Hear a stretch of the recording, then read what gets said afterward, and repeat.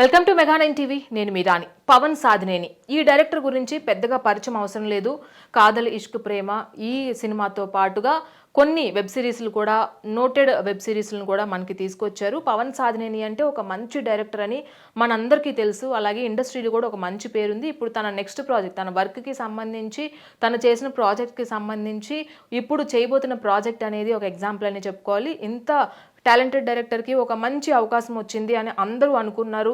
Dulquer సల్మాన్తో cinema తీయబోతున్నారు. ఆ shooting ప్రోగ్రెస్లో కూడా ఉంది.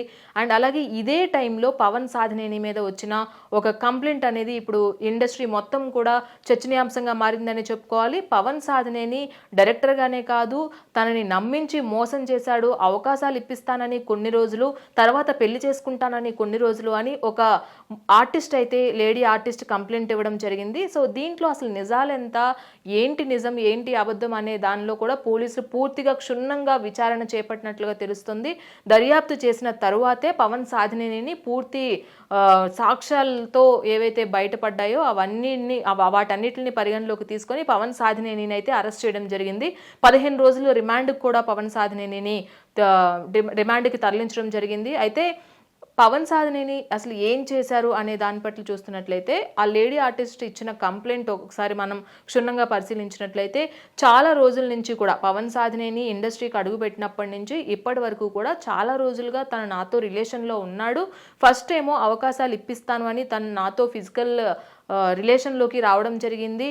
తర్వాత అవకాశాలు ఇవ్వకపోగా ఆ రిలేషన్ని నేను నిన్ను మ్యారేజ్ చేసుకుంటాను అని కూడా కొన్ని కొంచెం నమ్మకం కలిగించారు. అలాగే ఆ నమ్మకం కలిగించడమే కాదు, ఇప్పుడు పెళ్లి చేసుకోమని అడుగుతుంటే నిరాకరించడంతో యువతి విసుకుపోయి, అంటే ఆ యువతి పేరు కూడా బయటకు వస్తుంది, గాయత్రి గుప్తా అని. గాయత్రి గుప్తా కొన్ని రోజులుగా కూడా చాలా, అంటే సోషల్ మీడియాలో వైరల్ అయిందని చెప్పుకోవచ్చు. తన ఇండస్ట్రీ నుంచి చాలామంది యంగ్ డైరెక్టర్స్, ప్రొడ్యూసర్స్, ఆర్టిస్టులు ఇలా చాలామంది కూడా తనని హెరాస్మెంట్ చేశారు, సెక్షువల్ హెరాస్మెంట్ కూడా చేశారు.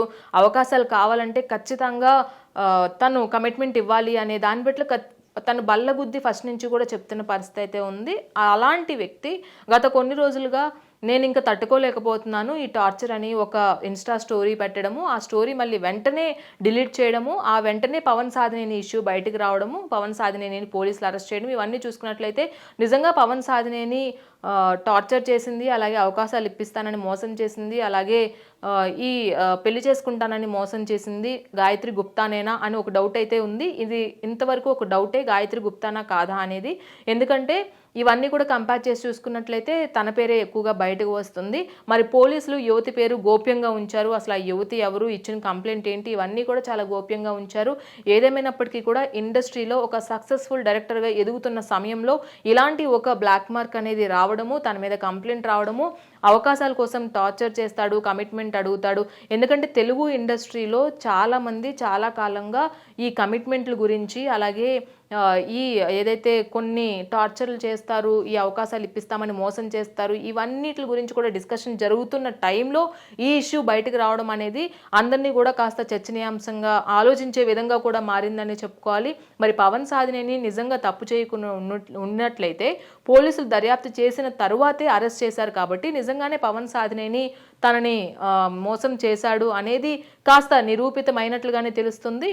ఒక 15 రోజులు రిమాండ్కి అయితే తరలించారు. ఈ 15 రోజుల వరకు కూడా తను ఏం చెప్తాడు, అసలు ఆ అమ్మాయి ఎవరు, ఆ అమ్మాయి ఇచ్చిన కంప్లైంట్కి పవన్ సాధినేని చెప్పే విషయాలకి అసలు కంపారిజన్ ఉందా లేదా అనే కోణంలో కూడా పోలీసులు విచారించే పరిస్థితి కూడా కనిపిస్తుంది. అలాగే ప్రస్తుతం దుల్కర్ సల్మాన్తో ఒక మూవీ కూడా ఉంది కాబట్టి, సో ఆ మూవీ పనులేంటి అనే దానిపైన కూడా ఇప్పుడు ఒక పెద్ద క్వశ్చన్ మార్క్గా ఉంది. తన కెరీరే రిస్క్లో పెట్టుకున్నాడు పవన్ సాధినేని అనేది ఇప్పుడు అందరిలో కూడా ఆందోళన వ్యక్తం అవుతుంది. ఇది వాటి అప్డేట్స్. ఇలాంటి మరిన్ని అప్డేట్స్ కోసం చూస్తూనే ఉండండి మెగా9 టీవీ.